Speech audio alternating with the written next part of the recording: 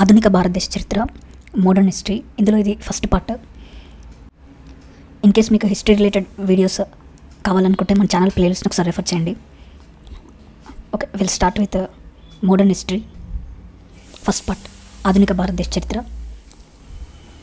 ఐరోపా వారు ఆసియా దేశాలపై ఆధారపడటం గల ప్రధాన కారణం సుగంధ ద్రవ్యాలు, స్పైసెస్. ఐరోపా ఆధునిక యుగ ఆరంభానికి ముఖ్య కారణం పారిశ్రామిక విప్లవం, ఇండస్ట్రియల్ రెవల్యూషన్. ప్రాచీన కాలం నుండి భారతదేశానికి ఐరోపా దేశాలకు భూమార్గం ద్వారా వ్యాపారం నిర్వహించబడుతుండేది. భారతదేశానికి ఐరోపా దేశాలకు మధ్య ముఖ్య రహదారి సిల్క్ రూట్. భారతదేశానికి మరియు ఐరోపా దేశాలకు silk route is the main.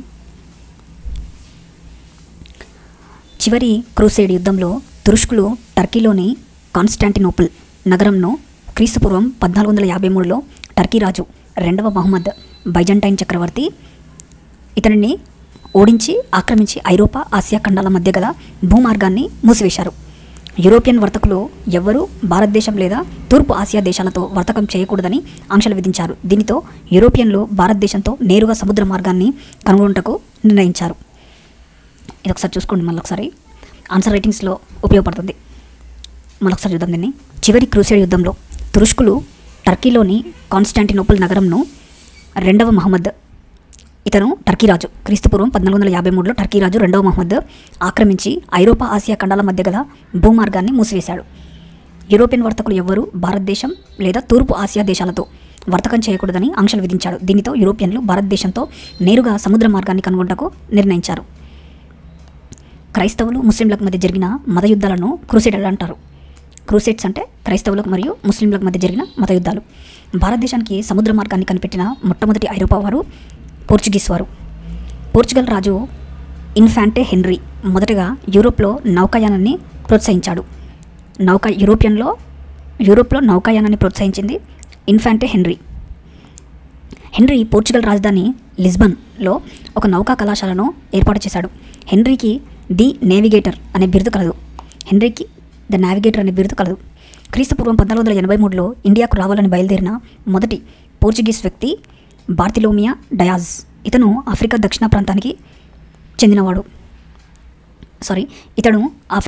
ప్రాంతానికి చేరుకున్నాడు. అక్కడ తుఫాన్లతో వాతావరణం అల్లకల్లోలంగా ఉండడంతో డయాజ్ తన ప్రయాణాన్ని ముందుకు సాగించలేకపోయి ఈ ప్రాంతానికి తుఫాన్ల అగాధం అని పేరు పెట్టి వెనుదిరిగి వెళ్ళిపోయాడు. కేప్ ఆఫ్ స్ట్రామ్స్, తుఫాన్ల అగాధం. నెక్స్ట్, తుఫాన్ల ఆగ్రంకు కేప్ ఆఫ్ గుడ్ హోప్ అని పేరు పెట్టినది 2వ జాన్, పోర్చుగల్ చక్రవర్తి. క్రీస్తుపూర్వం 1442లో క్రిస్టోఫర్ కొలంబస్ భారతదేశానికి సముద్ర మార్గాన్ని కనుగొనుటకు బయలుదేరి అట్లాంటిక్ మహాసముద్రంలో తన దిశ మారి కరేబియన్ దీవులను చేరుకొని ఆ దీవులకు వెస్టిండీస్ అని పేరు పెట్టాడు.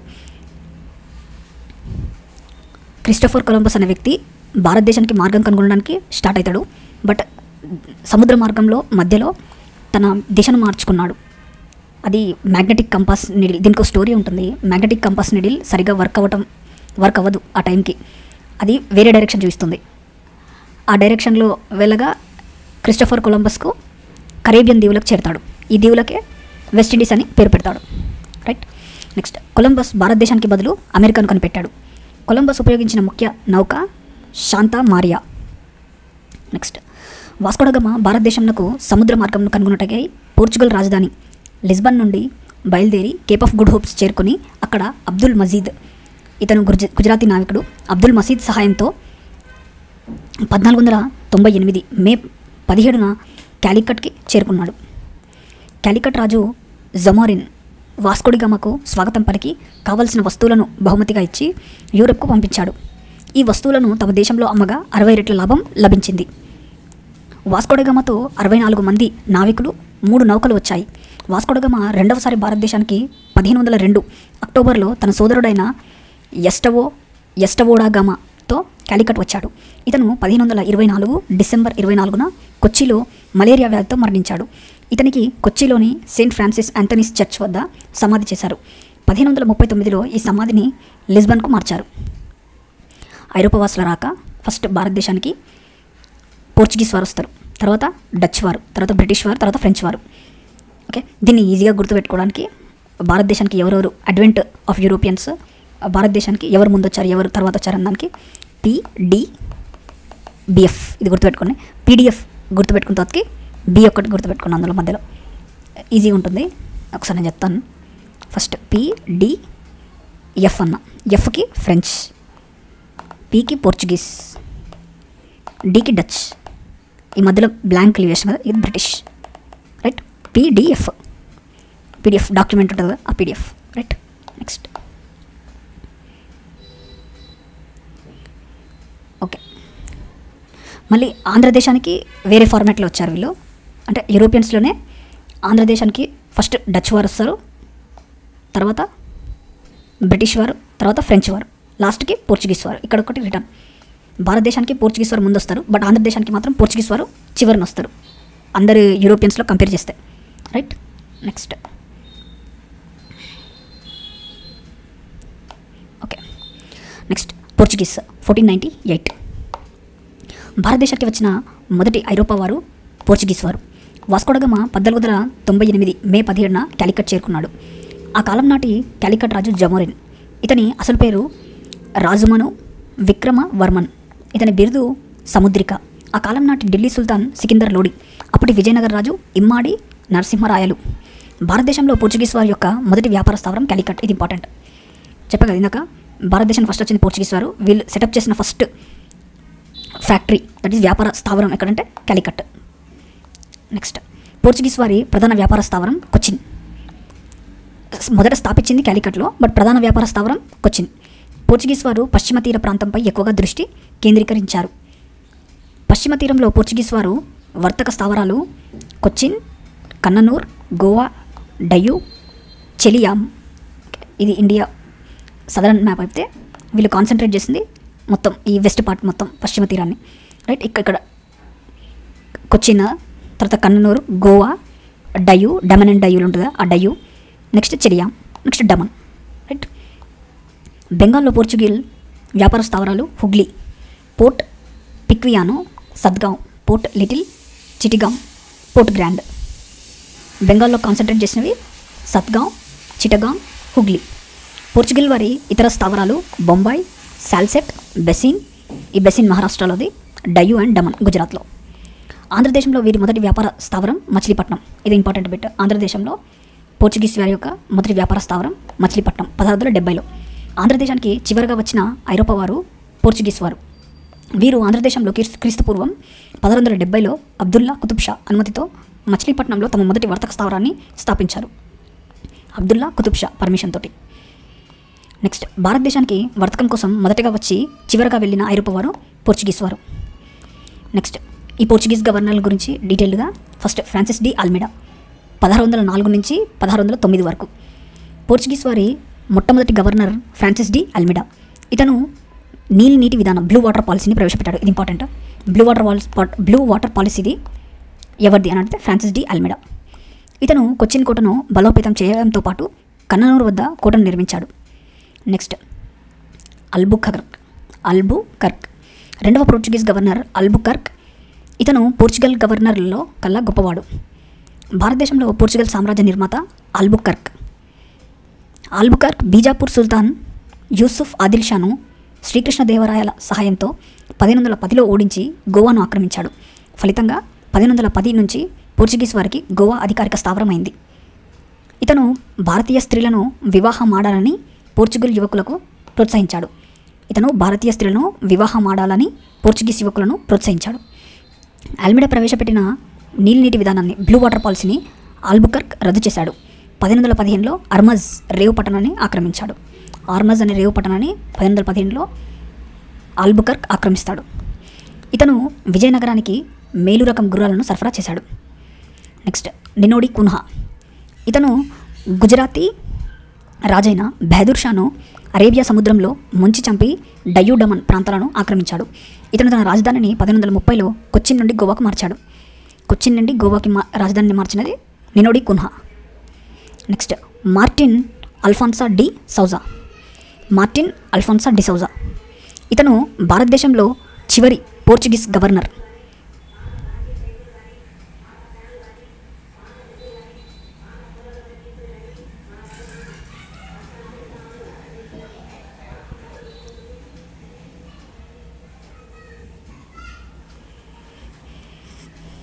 Martin Alfonso de Souza. ఇతను భారతదేశంలో చివరి పోర్చుగీస్ గవర్నర్. ఇతని కాలంలో క్రైస్తవ మత ప్రచారం పోర్చుగల్ స్థావరాలలో ప్రారంభమైంది. ఇతని కాలంలో క్రైస్తవ మత ప్రచారం కోసం భారతదేశంలోకి ప్రవేశించిన క్రైస్తవ మత సన్యాసి Saint Francis Xavier. Saint Francis Xavier Goa మరియు తమిళనాడు తీరంలోని 7 లక్షల మంది మత్స్యకారులను క్యాథలిక్ మతంలోకి మార్చాడు. జేవియర్ పార్థివ దేహాన్ని గోవాలోని జీసస్ బాలిసికా అనే చర్చిలో భద్రపరిచారు. పోర్చుగీస్ వారు నిర్మించిన ఈ చర్చిని యునెస్కో 1986లో ప్రపంచ వారసత్వ కట్టడంగా గుర్తించింది. గోవాలోని Jesus basilica, Bom Jesus basilica. ఎవరి పార్థివ దేహం? జేవియర్ పార్థివ దేహం. నెక్స్ట్, పోర్చుగీస్ వారు యుద్ధాలు విశేషాలు. క్రీస్తుపూర్వం 1622లో పోర్చుగీస్ వారిని డచ్ వారు ఆర్మజ్లో ఓడించారు. పోర్చుగీస్ వారిని డచ్ వారు ఓడిస్తారు, ఎందుకంటే పోర్చుగీస్ తర్వాత వచ్చింది డచ్ కదా, వీళ్ళని ఓడిస్తారు. నెక్స్ట్, 1631లో మొఘల్ చక్రవర్తి షాజహాన్ పోర్చుగీస్ వారిని బెంగాల్ నుంచి తరిమేసి బెంగాల్లోని వారి స్థావరాలను స్వాధీనపరుచుకున్నాడు. షాజహాన్ పోర్చుగీస్ వారిని తరిమేసి బెంగాల్లోని వారి స్థావరాలను స్వాధీనం చేసుకుంటాడు. పోర్చుగీస్ వారు క్రీస్తుపూర్వం 1656లో సింహాలాన్ని, 1662లో ఆర్మజ్ను, 1739లో బెసిన్ను కోల్పోయారు. క్రీస్తుపూర్వం 1661లో బ్రిటిష్ యువరాజు 2వ చార్లెస్ పోర్చుగీస్ యువరాణిని వివాహమాడినందువల్ల పోర్చుగీస్ వర్తక స్థావరమైన ముంబైని బ్రిటిష్ వారు వరకట్నంగా అందుకున్నారు. బ్రిటిష్ యువరాజు 2వ చార్లెస్ పోర్చుగీస్ యువరాణిని క్యాథరిన్ను వివాహమాడినందువల్ల పోర్చుగీస్ వర్తక స్థావరమైన ముంబైని బ్రిటిష్ వారు వరకట్నంగా అందుకున్నారు. నెక్స్ట్, క్రీస్తుపూర్వం 1539లో మహారాష్ట్ర పీష్వా బాజీరావు పోర్చుగీస్ వారిని ఓడించి మహారాష్ట్ర తీరంలోని బెసిన్, సాల్సెట్ వర్తక స్థావరాలను ఆక్రమించుకున్నాడు. భారతదేశంలో చివరకు పోర్చుగీస్ వారు గోవా, డయ్యూ మరియు డామన్ మినహా అన్ని స్థావరాలను కోల్పోయారు. ఈ 3 స్థావరాలు 1961 వరకు పోర్చుగీస్ వారి ఆధీనంలోనే ఉండేవి. 1961లో భారత ప్రభుత్వ జనరల్ జైన్ చౌదరి నేతృత్వంలో ఆపరేషన్ విజయ్ పేరుతో సైనిక చర్యను చేపట్టి పోర్చుగీస్ వారిని గోవా, డయ్యూ మరియు డమన్ల నుండి తరిమివేసి వాటిని భారతదేశంలో విలీనం చేశారు. మనకు ఆపరేషన్ పోలో ఎలా అయితే హైదరాబాద్ను ఇండియన్ యూనియన్లో కలిపేశారో అలాగే ఆపరేషన్ విజయ్ ద్వారా గోవా, డయ్యూ అండ్ డమన్ను భారతదేశంలో కలిపేశారు. ఈ operation important, operation Vijay, Jain Chaudhary నేతృత్వంలో. నెక్స్ట్, పోర్చుగీస్ వారి ఆధిపత్యం అంతం కావడానికి వారి అనైతిక వ్యాపార పద్ధతులు కూడా ఒక కారణంగా చెప్పవచ్చు.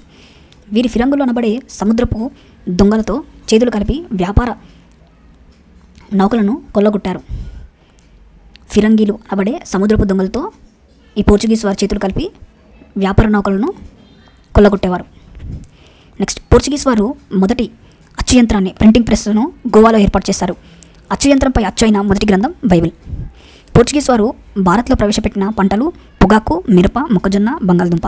తెలుగు భాషను జంటు అని పిలిచేవారు పోర్చుగీస్ వారు. నెక్స్ట్, PDF దీంట్లో పోర్చుగీస్ తర్వాత డచ్ 1605.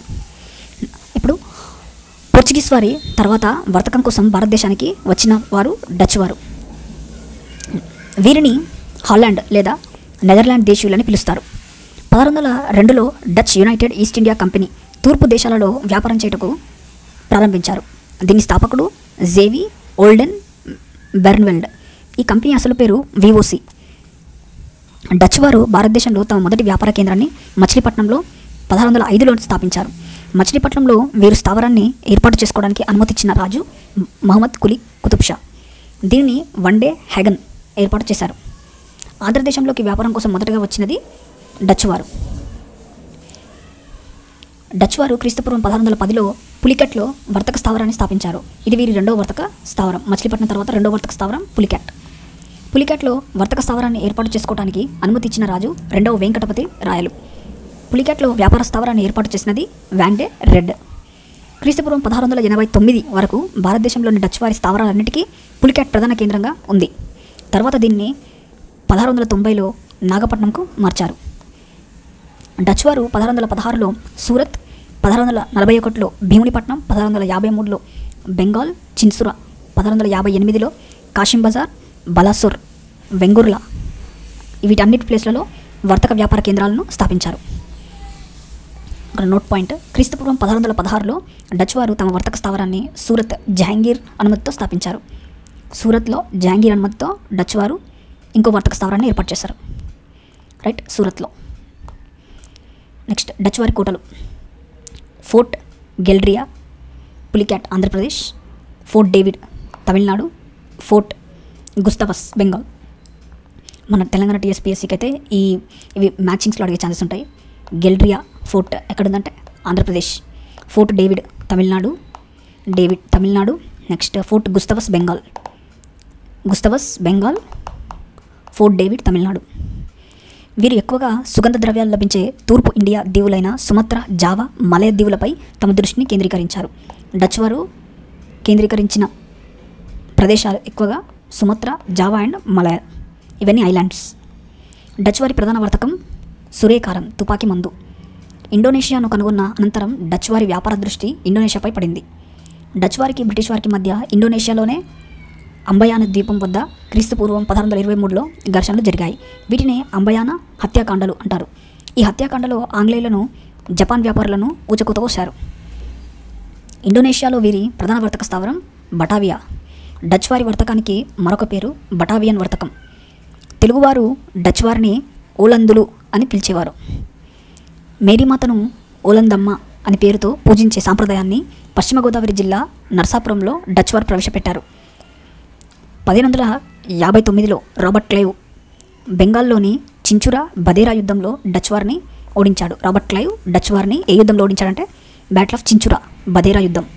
దీంతో డచ్ వారు ఇండియాలోనే తమ స్థావరాలన్నింటినీ వదిలిపెట్టి శాశ్వతంగా ఇండోనేషియాకి వెళ్ళిపోయారు.